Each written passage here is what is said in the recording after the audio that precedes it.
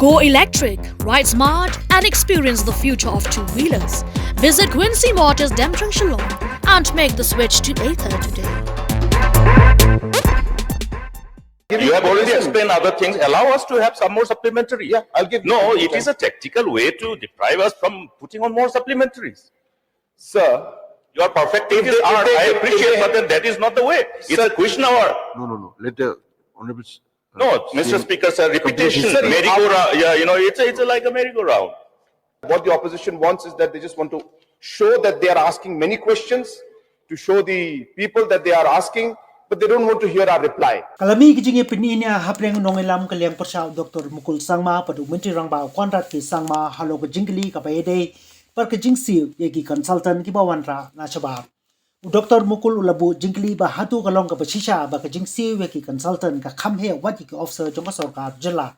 Halor jong kani Conrad ulong ba ke jingsiu ka song kat kum ka kam ka ba kitre kat ba menteri rangbau dang jubab Dr. Mukul ulayeng ban persha ba ula chujubab ya kaju chi kaju ka baladep ando Conrad ula ong ba uhapan patay knang banyo ya jingshai chwai kani menteri rangba u Conrad ki sangma ula ong ki don life pnaingot ki consultant par ki consultancy ki banasaba jong kan jylla pa ya ka pisa la sim na ka project ka balamang ya kani ki Jingkylli la wanra do MLA ka maulai ba bright well marjang ha ka ying dor ba manda ga sngi uba bright well ula bu Jingkylli balai ka sarkar ka hapan wanra di kibrio hatu ki samla na kani ki jylla kim tibet tadi kadai ka sarkar pan ajingi kai yeki umentri rangba ulo ong ba hakani ka juk yakop ka don kam ni ki bre ka betbet pha hakakam pan pun kre i ki project ki bachwat pawat ki officer ru ki chem jing e ulong ba hakini ki news name ki palalek lala ban wanra khatlai kli ki company ki ban chabar ri kum ka ADB ka jika ka World Bank bat ka wei ban bei pisa ka jylla lengba ka jingdon ki consultant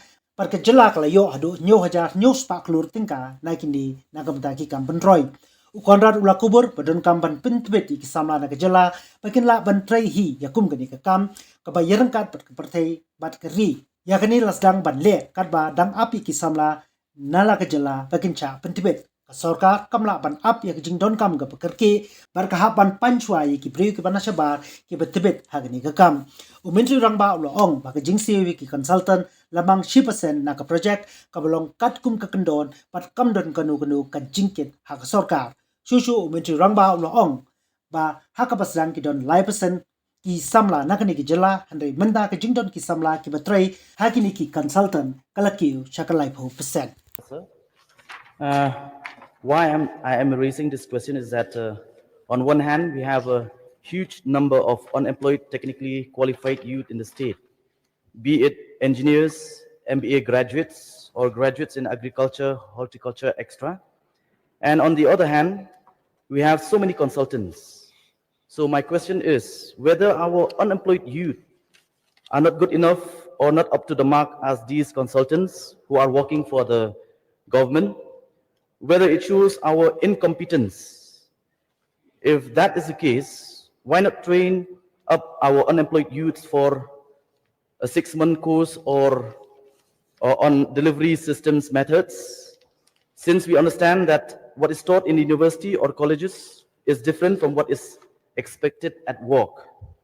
If our youth are to work as professionals, I believe that government can invest in these short-term courses, as most companies do for the graduate trainees who enter newly into the companies, or what they call probation training programs.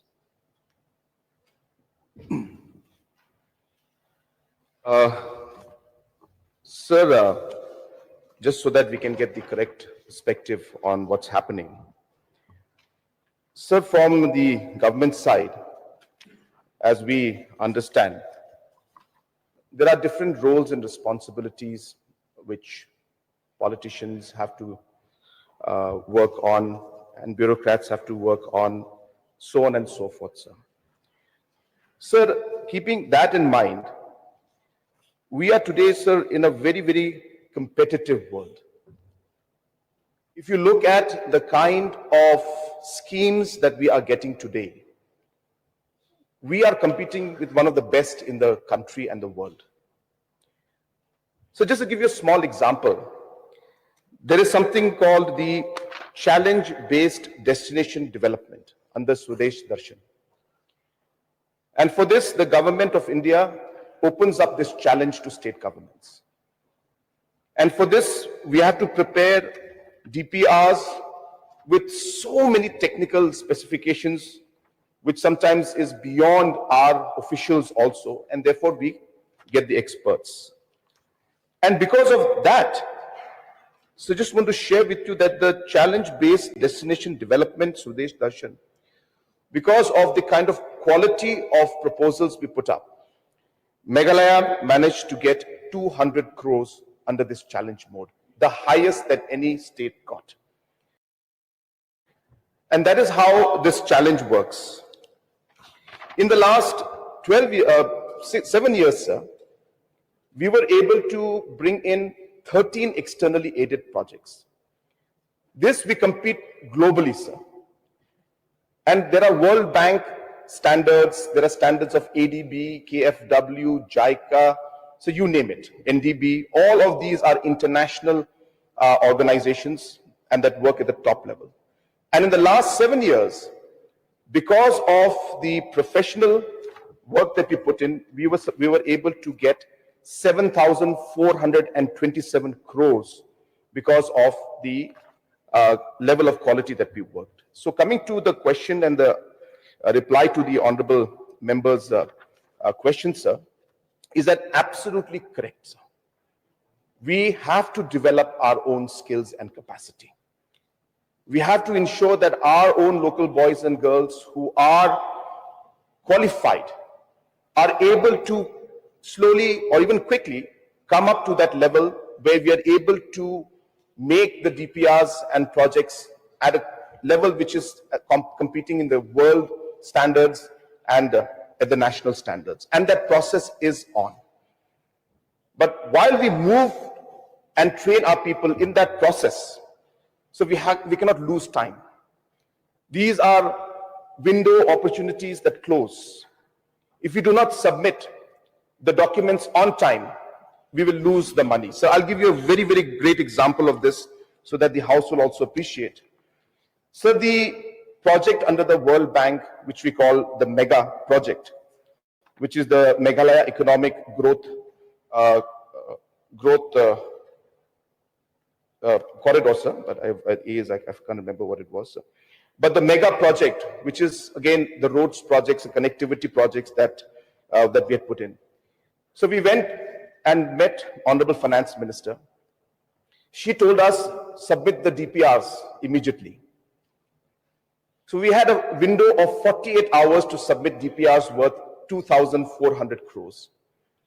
And because of the consultants and the professionals that we engaged, we were able to submit that in 48 hours. And because of that, within a matter of 7 days, the Finance Ministry sanctioned 2,400 crores. So therefore, sir, windows open and close very fast. So therefore, while we are training our individuals, so let me also share with the honorable member that the number of local boys and girls who have started taking this work, working on the job, getting trained, the number is going up. More and more of our boys and girls today are coming into this consultancy area, and a lot of them are getting the jobs. But can we get all of them in one go? Maybe not, because we can't lose the opportunity of these projects slipping out of our hand. And hence, it's a balance we're maintaining. I appreciate the point mentioned by honorable member, and I'm assuring him that that is precisely what my target also is. And that's why we are training them on the job. We are giving them training. There are different skill programs that we're having, different conferences. We have different exposures that we send our boys and girls to. So all of this happens, sir. And another thing I just wanted to add before I sit down, sir, is that these projects that we do, the consultants that are there are paid. Sir, the cost of this consultancy is incorporated in the project itself. So the 2,400 crores that we have got sanctioned now, which is coming in for the mega project, 1% of that is meant for the meant for the consultancy expenditure, and it is mandated by these different agencies that you must have a consultant on board. And that is why the cost factor also is very much within the cost of the project, and there's no extra burden on the state government or the state exchequer. And to close this question in terms of this particular supplementary, that just to give an idea, so the caliber that's required, so we have a lot of environment and social impact norms globally. We need legal experts who understand these environment and social impact at the World Bank and other agency level. There are very complex technical aspects that have to be put in. There are a lot of financial modelings that need to be done, which again is at an international level. There are different IRRs, the internal rate of return has to be calculated, so on and so forth. So my point being, these are technically very complicated. We cannot miss out the time, and hence we have to move forward. But in the process, we have to, yes, ensure that slowly and steadily our boys and girls also, their capacity goes up so that we are able to maximize on this opportunity as well. Thank you, the Honorable Chief Minister, for the reply. But then I would like to specifically know from the Honorable Chief Minister, like from his reply to the question A, with regards to individual consultant, there are 39, and consultancy firm 69. So may I know from the Honorable Chief Minister, out of these consultants, whether individual or firm, how many are local and how many are from outside? So it's a large number, but there are many firms and individuals who are working who are local, sir. Roughly plus minus, because what happens is these numbers keep changing, because these posts are very task specific. So maybe somebody is employed today and maybe tomorrow the person is relieved. So therefore these numbers fluctuate. But just to share, sir, in the beginning when we started off, there were hardly 2 to 3% of the people working in these consultancy firms who were local. Hardly 2 to 3%. All the people, we had to bring experts in from outside. But in the matter of the last 5 years to 6 years, slowly and steadily by training our own individuals, we are almost touching 30% today who are our own local boys and girls. And slowly, maybe that number will go up to 50%, 60%. So without compromising on the quality and the project, because of the larger picture of us getting these big projects, when we get this, for example, we got this 200 crores under the Swadesh Darshan challenge mode. This project is going to then further create employment also, because as tourism projects will be implemented, there will be a lot of local work generated, and obviously when the tourism grows, the employment will also grow. So we need to look at the entire larger picture. And as I said, I'm sharing with the honorable member that in the beginning there were hardly any of our local boys and girls because they had to be trained up. But today almost 30% of the people working are our own local boys and girls. And we are trying our best to ensure that more and more come into the field.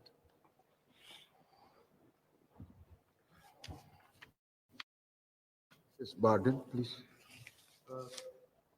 I know from the Honorable Chief Minister, as per his reply A, two types of consultants. One is individual consultant and the other is consultancy firm. So may I know what is the type of service that individual consultant is supposed to carry and the type of service that the consultancy firm is supposed to carry? So all of this depends on project to project basis. So depending on the project and the scope of the work, different kind of expertise are required. For example, sir, sometimes in a particular project, we only require accounting experts. We only require some financial experts. So at that point in time, we don't go for a firm. We go for individuals who then can at individual capacity support the complicated accounting works that need to be done. Sometimes, sir, we just need an expert who is there in terms of, say, the social impact assessment, the environmental impact assessment. So in those cases, we go for, again, individuals who are there who can manage. So any work that doesn't require us to go for larger firms, there, sir, we go for individual consultants. Then we have projects where, sir, we need a PMC, a project management consultant. For that, sir, everything from hand-holding from the point of preparing the DPR to actually helping in the designing of the project, the architectural design, to actually then help on implementing it.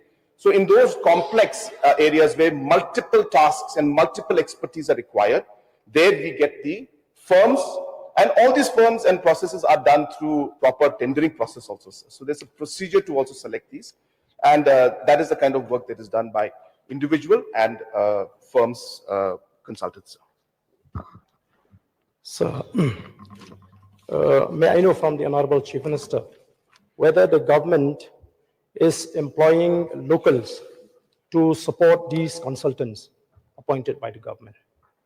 Yes, sir. As I have replied earlier, our target and our goal is to, you want to ask something? No, you carry on. Our goal and our target is to ensure that 100% of this work that is there, we bring in, and we try to bring our own people, so that the employment generation is there. But as I said, sir, there's a window.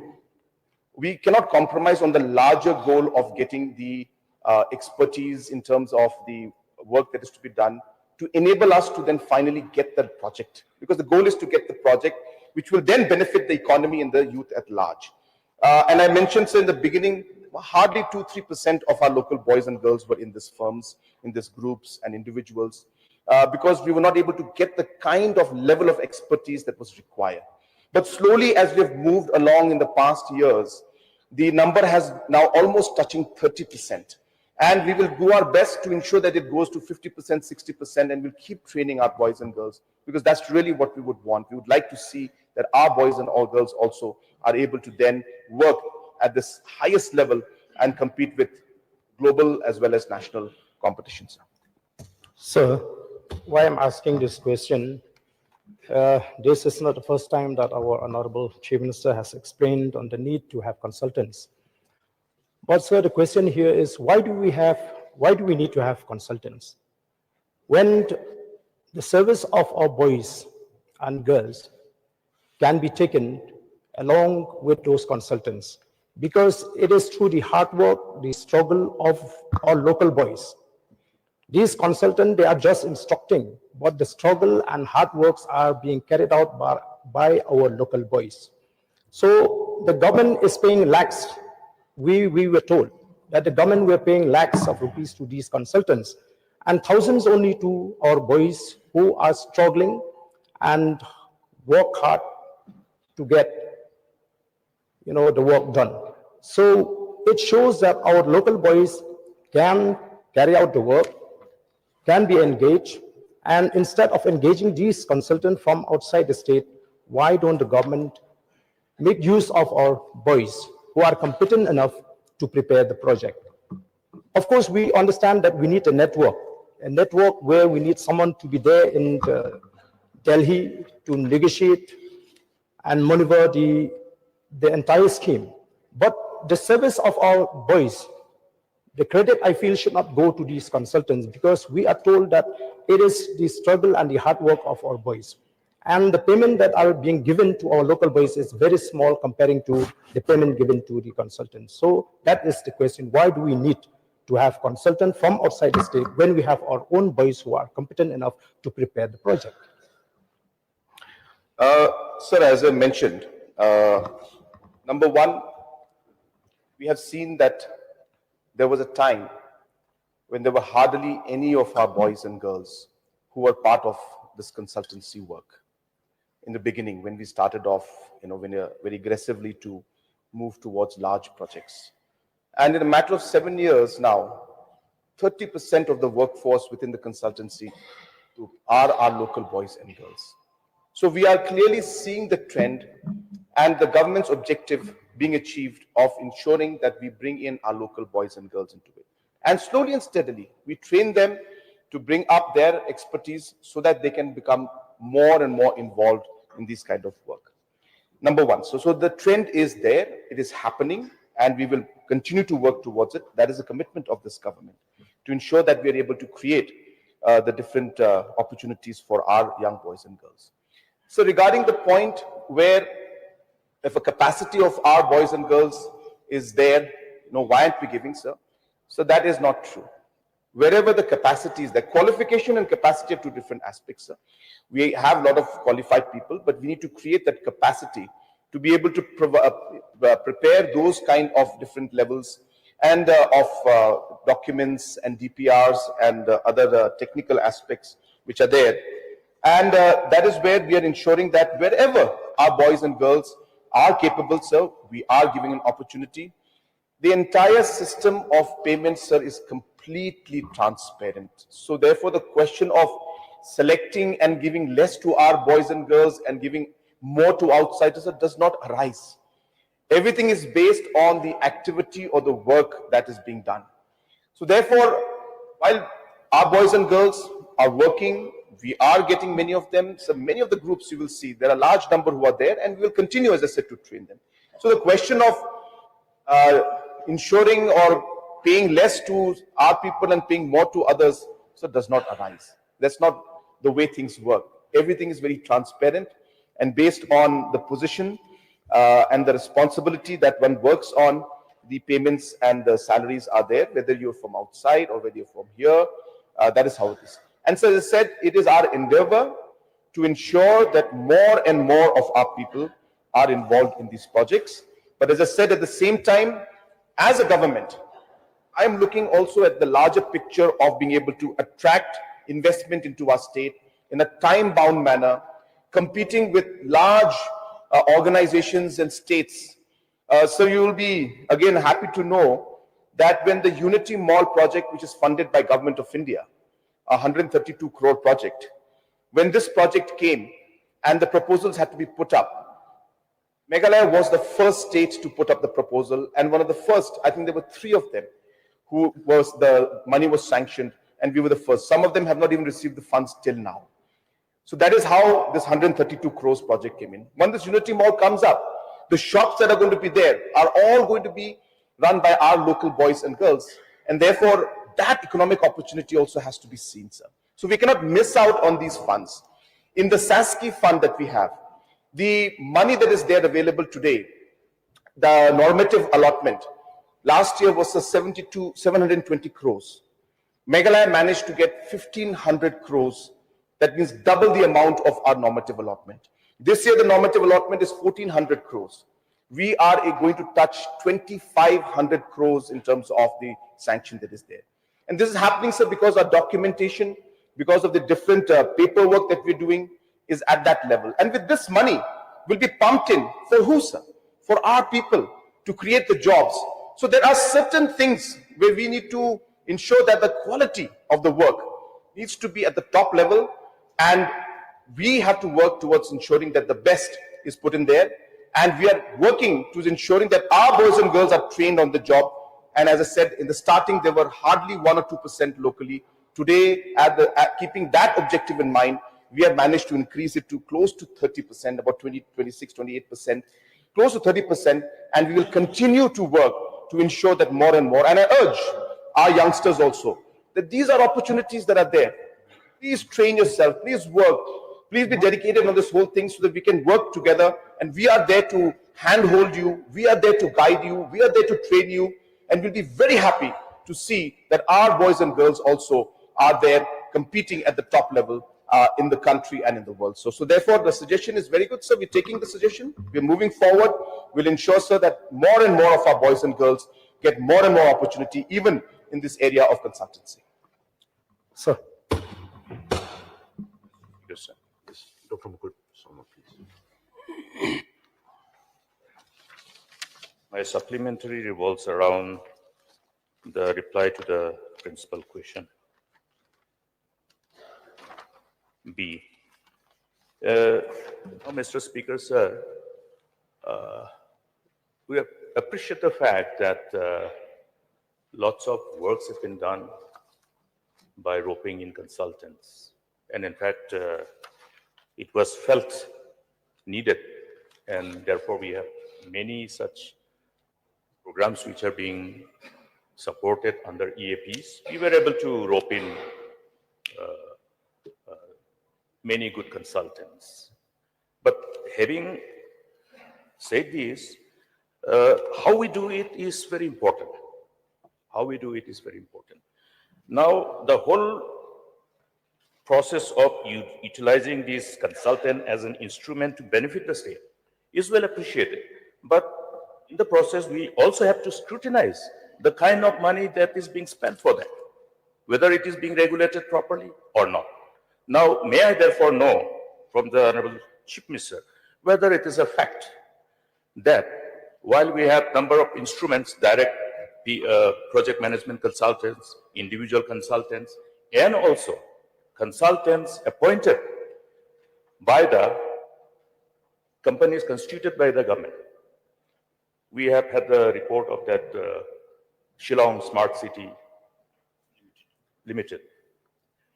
Is it a fact that some of these so-called outsourced employees, I will say employees, whether you call it consultant or whatever, but employee of the company is drawing salaries which is much more than even any of the officers in the state? So the specific information and data about the salaries of each individual is not with me. But as I said, whenever we onboard any consultant or any kind of individuals or any organization, it is done through a proper tendering process. So therefore, for us to now go into the salaries of what the company is paying is not possible, sir. The companies that come in, they pitch in terms of the overall cost they can complete that task under. And based on that, we are able to then give the money to the companies pay. So therefore, it's not that, we do that. So when in case of individual, again, there are procedures that we follow that has to be done. And those procedures based on which, and all are transparent, based on which the amount is decided based on the task that is given. As I said, sir, these are not permanent jobs. These are all projects that are based on a particular task and the work closes. Mr. Speaker, sir, I think CM has already replied that he doesn't have it. Sir, but I'm giving you have already explained other things. Allow us to have some more supplementary. Yeah, I'll give. No, it is a tactical way to deprive us from putting on more supplementaries. Sir, your perspectives are, I appreciate, but then that is not the way. It's a question hour. No. Let the honorable. No, Mr. Speaker, sir, repetition, merry-go-round. Yeah, it's like a merry-go-round. We are. I have again been saying if they are passionate about asking, they should be patient. Allow me to provide some more supplementary. Please sit down. So shall I continue? Or? You may continue with your reply. Sir, because I think then what the opposition wants is that they just want to show that they are asking many questions, to show the people that they are asking, but they don't want to hear our reply. So they're not, doesn't seem that they're interested. So let them keep asking questions. I'll just sit down, sir. This is that. Mr. Speaker, sir, I think it is wrong to say that we are not interested to hear. I think what is important here is how together, mutually, with utmost respect to the dignity of this house, we utilize the time. We have many other areas of replying in this manner. You may please ask. Therefore, allow us to also put supplementaries. One more question. So sir, my other supplementary now, may I be allowed to put another supplementary, is that in view of the reply to my supplementary, since the Honorable Chief Minister has said he doesn't have this information, therefore, specifically pertaining to the salaries being paid, which is approved by the governing or the board of directors of the respective companies, may I get an assurance from the Chief Minister to put all these informations on the table of the August House. All the informations pertaining to different categories and salaries thereof. So I'll reply to that. But in general, I also want to share that the questions that are asked need an explanation. I am not trying to, extend my reply. I'm tired of replying, to be very frank, because it's tiring. But then I have to do it because I have a responsibility. And therefore, if I give a one-line answer, it does not give the entire picture. That is my only point, sir. I'm not trying to bore anybody. But then you have to understand why. Now, for example, they said salaries. Sir, the salary is not based on, say, what individual is paid. It's the task that is given. So you have to complete this within a matter of 1 year. So for that task to be completed, say 10 lakhs is given. Now, if you divide 10 lakhs by 12, then you say, oh, per month the person is getting 80,000. So that cannot be seen because that will end after 10 months. That is what I'm trying to explain to everybody so that the people can understand that You may take your time to reply. Yes, sir. Thank you, sir. So, but this reply, this question was very simple, sir. We can provide the information to the House.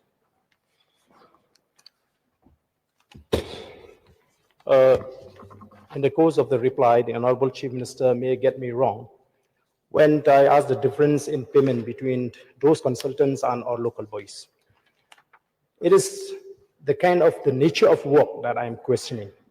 When our local boys are doing all the struggle and the hard work, why should they be paid less? Because these consultants, they are not working on their own. We are engaging our boys. They have to go to the field and they work so hard. But the payment, as I've said, is very low to the locals and very high to these consultants because they carry the name of consultants and the local boys, they are just the assistants. So if our boys can carry the work, then why do we need these consultants, sir? So I just want to clarify that question. And my question, sir, here is whether it is a fact that the government is contemplating or may have appointed consultant in various government departments. Yes, sir. So 2 questions were asked.